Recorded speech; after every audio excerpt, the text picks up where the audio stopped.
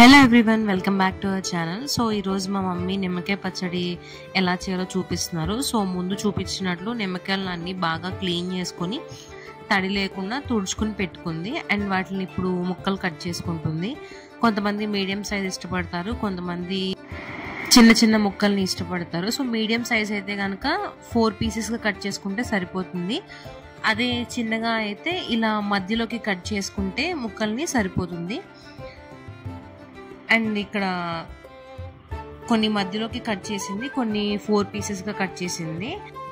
పెద్దగా ఉన్న నిమ్మకాయలను అయితే చిన్న ముక్కలుగా కట్ చేసింది.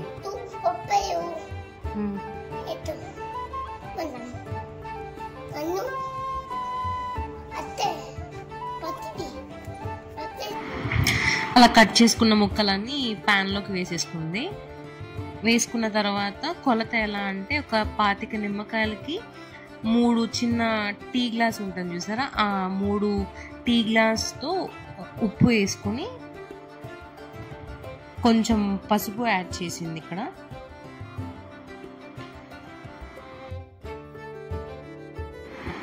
మొత్తం ఒకసారి మిక్స్ చేసిన తర్వాత స్టవ్ మీద పెట్టి లో ఫ్లేమ్లో ఒక 20 మినిట్స్ కానీ ఒక 30 మినిట్స్ కానీ ఉంచాలి. దానిలో ఉన్న వాటర్ అంతా బయటకు వస్తుంది. సో ఇక్కడ చూస్తున్నారు కదా, మనం ఇందాక చూసిన దానికంటే ఇంకా కొంచెం ఎక్కువ వాటర్ అనేది బయటకి తెలుస్తుంది. ఇక్కడ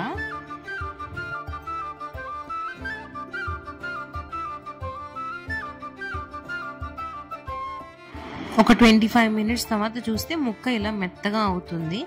అయిన తర్వాత ఒక స్పూన్ మెంతిపిండి యాడ్ చేసింది.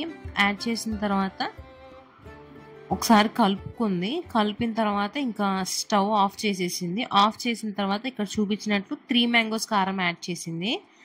అండ్ కొలత వచ్చేసి స్టార్టింగ్లో చెప్పినట్లే 25 కాయలకి 3 టీ గ్లాస్ ఉప్పు అండ్ సేమ్ టీ గ్లాస్తోనే గ్లాసున్నర కారం యాడ్ చేసింది.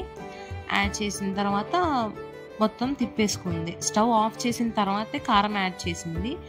అండ్ ఈ ముందు చూపించిన ప్రాసెస్ అంతా కూడా లో ఫ్లేమ్లోనే చేసుకోవాలి, హైలో పెట్టకూడదు. అండ్ ఒక 3 డేస్ తర్వాత ఇలా ఉంది. వేడిగా అన్నంలో కానీ నెయ్యి వేసుకుని తింటే కానీ పెరుగన్నంలో కానీ తింటే టేస్ట్ చాలా బాగుంటుంది.